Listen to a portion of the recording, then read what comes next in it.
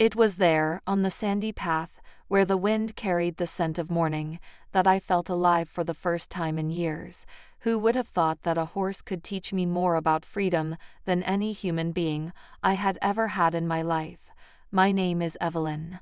I am 35 years old, and until recently, I lived like most people, on autopilot. I would wake up, do my chores, love at the right pace, at least I thought I did, and go to bed feeling like something was missing, but I didn't have the courage to admit it even to myself. Life seemed to me a series of rehearsed routines, and I played my part perfectly, not daring to deviate from the script. I was always the kind of woman everyone expected me to be: strong, practical, loyal. But you know what it's like when life calls you somewhere else, and that's exactly what it was. Only I didn't know it would be somewhere else with hooves, mane, and a rhythmic gait that seemed to beat in unison with my heart. It all started casually when a friend invited me to the stables. I thought it would be an ordinary morning, but as soon as I saw the open field where the horses galloped as if they were the masters of the world, something inside me woke up. Their every step seemed to echo in my soul, shattering the gray routine I called my life. The air was crisp that day, and carried a sense of freedom I had long forgotten. The sunlight danced on the horses' fur, turning them into golden figures against the lush green field. For a moment I froze, mesmerized. At first I doubted if I would be too awkward to ride one of these animals. I thought I wouldn't be able to do it, but when I took my first step on the grass, covered in morning dew, I felt like I was exactly where I was supposed to be. Amidst the shy smiles and confident hand of instructor Liam, who helped me secure my saddle, I realized how underestimated I was. They seemed to see my indecision, and a hidden desire became my extension. With each step I felt myself growing further and further away from the Evelyn I used to be, the Evelyn I no longer recognized in myself. But I had no idea that this first step was just the beginning of something that would change not only my life, but also the relationship I thought was unshakable. It's funny how we get used to silence, not the cozy silence that embraces us, but the heavy silence that hangs between two people who no longer know how to talk. Adam and I had been together for over 10 years. From the outside, everything seemed perfect. We had a beautiful home, weekend dinners, and the stability you'd expect.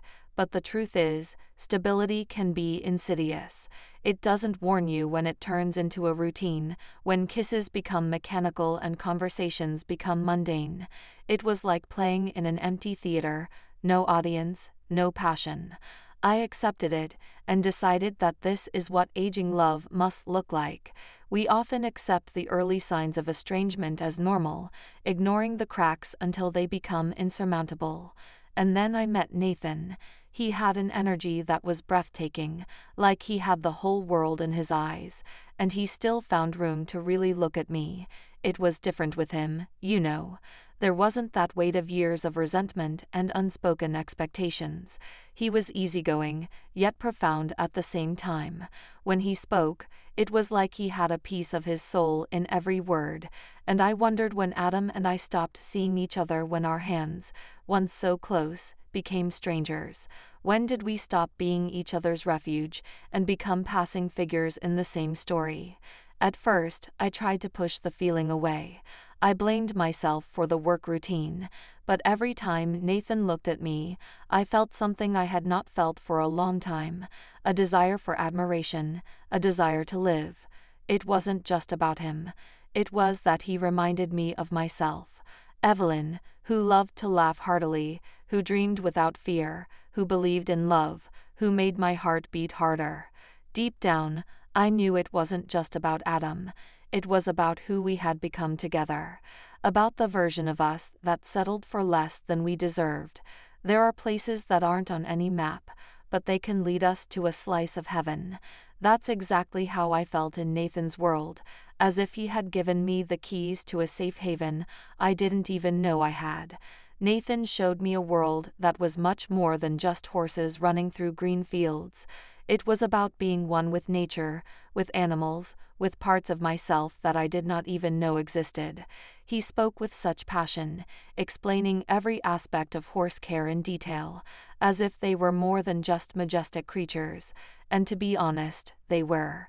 They were living, breathing mirrors, reflecting a purity and resilience I had never known existed.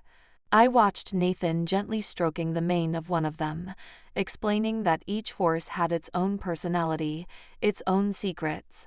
Gradually, I began to realize that this attention and care was what I had been missing in my life, that I needed someone who would look at me with the same devotion. I remember the first time I felt like I was getting on a horse under his guidance. It wasn't just the adrenaline of riding such a powerful animal. It was the realization that I was exactly where I was supposed to be. It was like he was my dream trainer. Each ride felt like a step toward reclaiming a version of myself that I had buried under years of complacency. Nathan and this world symbolized the promise of a life full of bright colors, less stifling than the one I had before. But it was the simple moments that touched me most.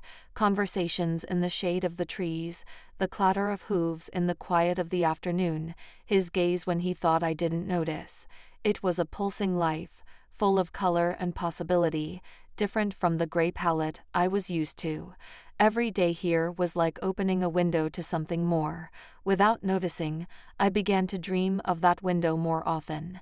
I wanted to walk through it and plunge into the colorful world it opened. I had always thought that there was room in my heart for only one love, but now I found myself living in a silent struggle between what I felt and what I thought was right. Spending time with Nathan was like rediscovering a version of myself that I had long ago given up. I laughed more, dreamed with my eyes open, felt that fluttering in my stomach that had seemed lost over the years. But when I got home and saw Adam, reality crashed over me like an icy wave. How could I have felt so alive around Nathan? It wasn't just about Nathan or Adam. It was about me, about what I was willing to do to find out what my heart really wanted. There were nights when I would wake up and stare at the ceiling, trying to find answers that never came.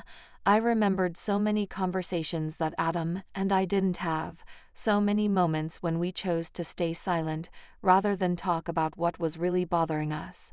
It was like standing 2 feet from a cliff and pretending it didn't exist, and yet the thought of hurting him was unbearable to me. Adam was part of my history, my memories. How could I just ignore that? But at the same time, how could I deny what was growing inside me? It was a conflict from which there seemed to be no way out.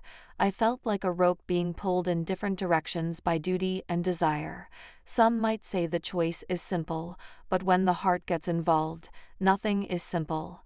And of all the feelings, the question that plagued me the most was I being selfish by wanting more, or brave by admitting to myself that what I had wasn't enough? There are places that heal, but sometimes it's not about the place itself. It's the company, the shared silence, the fact that time seems to stop when you find yourself exactly where you're supposed to be. There was one particular evening that has always remained in my memory. Nathan took me to a secluded field where the sun seemed to color everything golden. He said he wanted to show me his favorite place, and when we arrived, I understood why. The scenery was breathtaking. The horizon merged with the sky.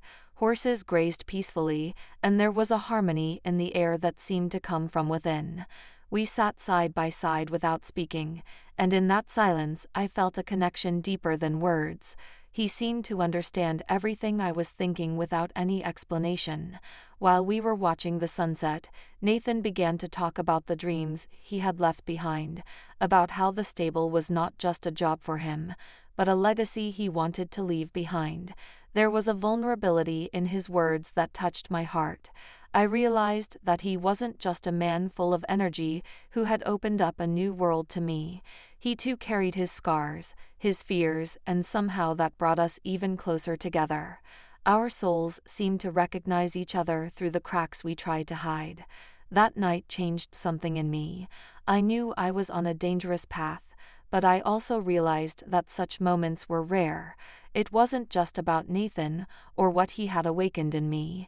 It was about what he symbolized, about being able to live more authentically, in tune with who I am. When he looked at me at the moment, when the sun had almost disappeared over the horizon, I felt like time had stopped, and at the same time I felt that I was being pushed to the point of no return. Sometimes life puts us on unexpected paths, full of difficult choices and conflicting emotions. Evelyn's story shows how finding ourselves can take us to places we never imagined. Have you had to choose between what your heart desires and what your mind thinks is right? Share your thoughts in the comments. Let's discuss it together. And don't forget, stories like this are happening right now. Click on the videos that appear on your screen to dive into new and exciting stories. And don't forget to subscribe to the channel so you don't miss the next chapters of this journey.